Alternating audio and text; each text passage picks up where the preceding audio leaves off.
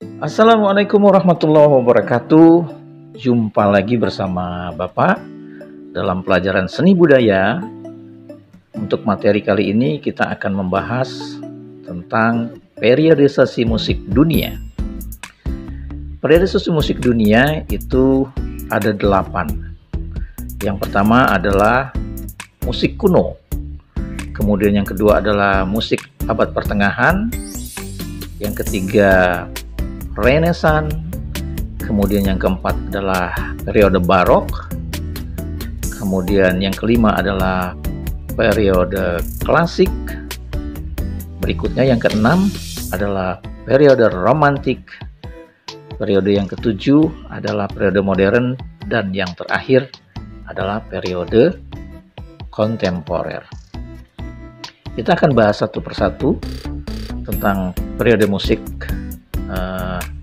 Yang pertama adalah periode musik kuno, yaitu berkembang dan tercatat dari tahun 476 sebelum Masehi, berkembang di daerah Mesopotamia, Mesir, Persia, India, dan Tiongkok. Ada dua hal penting yang perlu dicatat pada masa musik kuno, yaitu pada zaman itu sudah lahir tuning system, ya. Yang kedua, penulisan notasi musik. Tentu saja penulisan notasi musiknya tidak sama seperti penulisan notasi musik yang ada sekarang, yaitu not balok dan not angka. Beralih ke periode berikutnya, yaitu musik abad pertengahan. Musik abad pertengahan sekitar abad ke-10, ya, disebut juga dengan musik Gregorian. Musik Gregorian itu bersifat plain chant atau musik polos. Nah, musik Gregorian ini mulai dimainkan di gereja Katolik Roma. Musik vokal adalah karya yang paling banyak diciptakan pada abad pertengahan dibandingkan dengan karya untuk instrumen. Masuk kepada periode berikutnya, yaitu periode musik Renaissance. Periode musik Renaissance itu dari tahun 1450 sampai 1600. Musik Renaissance itu mempunyai ciri atau mempunyai karakter. Yang pertama bertema istana sentris atau kerajaan. Kemudian yang kedua lebih mengutamakan vokal daripada instrumen. Sifatnya ruhaniyah dan duniawi. Jadi di musik Renaissance ini sudah ada lagu-lagu yang bercerita tentang kehidupan, ya, tidak hanya untuk ketuhanan. Kemudian ada beberapa komponis yang hidup di zaman Renaissance yang terkenal, yaitu yang pertama Giovanni Priologi da Palestrina, kemudian Orlando de Lassus, dan William Byrd.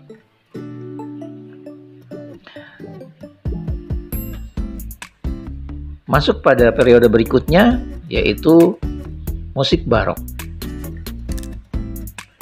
Pada tahun 1600 sampai 1750.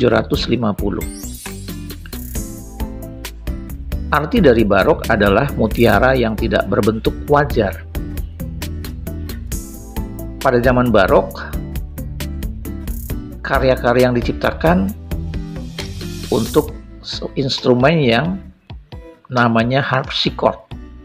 Kenapa? Karena pada zaman barok piano belum ditemukan, ya. Baru ditemukan pendahulu dari piano, yaitu harpsichord. Nah, partitur musik di zaman ini ditandai dengan tidak adanya iringan, ya. Karya dari Johann Sebastian Bach itu biasanya mempunyai melodi 2 suara atau 3 suara yang terkenal dengan polifoni, ya.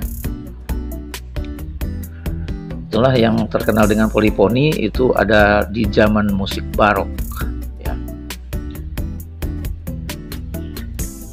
Adapun komponis-komponis yang hidup di zaman musik barok antara lain Claudio Monteverdi, Henry Purcell, Johann Sebastian Bach, Jean-Philippe Rameau, George Frederick Handel, dan Antonio Vivaldi.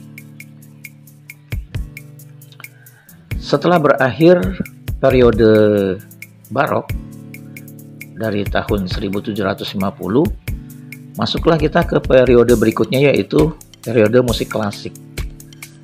Periode musik klasik ini dari tahun 1750 sampai 1820.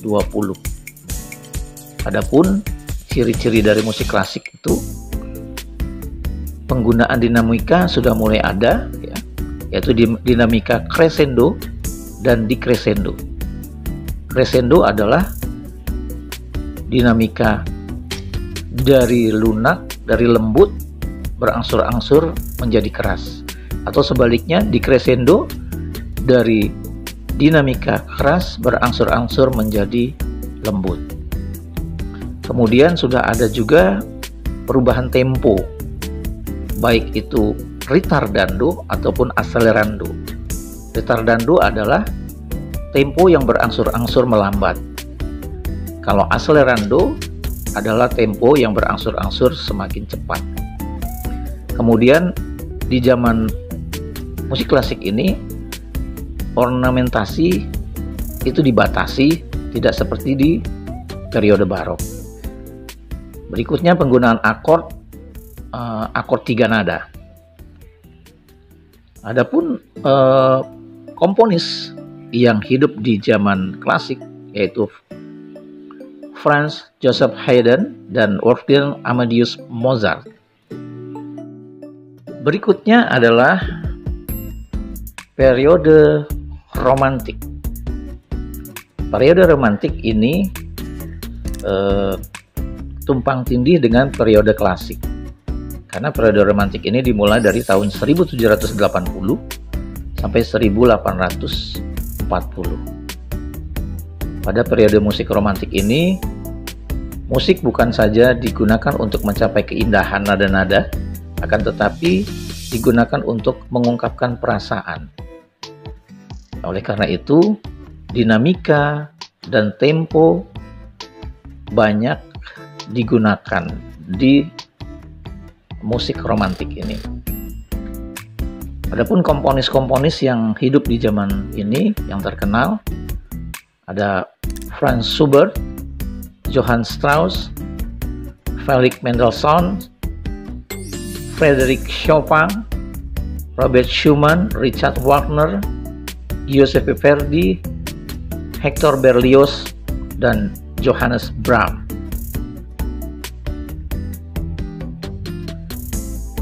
Setelah periode romantik, kita masuk ke periode berikutnya, yaitu periode modern, di mana periode modern ini masuk di abad ke-20.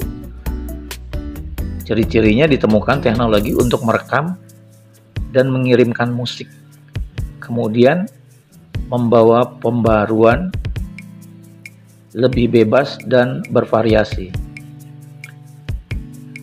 Ada perluasan eksperimentasi dengan gaya musik yang baru. Setelah periode musik modern, yang terakhir adalah musik kontemporer, yaitu pada abad 21. Ciri musik kontemporer, instrumen yang digunakan tidak harus instrumen musik.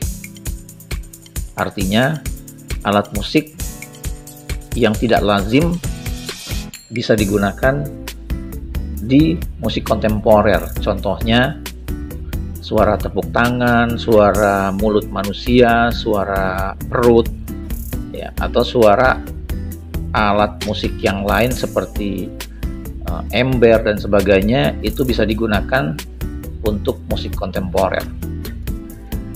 Kemudian berikutnya, cirinya teknik baru pada permainan instrumen.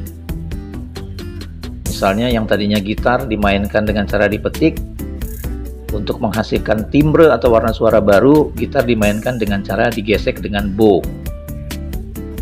Piano yang tadinya hanya ditekan, untuk menghasilkan timbre baru atau warna suara baru. Piano dimainkan dengan cara dipetik, ya. Kemudian kaidah musik barat dapat dipadukan dengan musik timur. Itu beberapa ciri dari musik kontemporer. Demikianlah materi kita tentang periode sese musik. Semoga bermanfaat. Terima kasih. Assalamualaikum warahmatullahi wabarakatuh.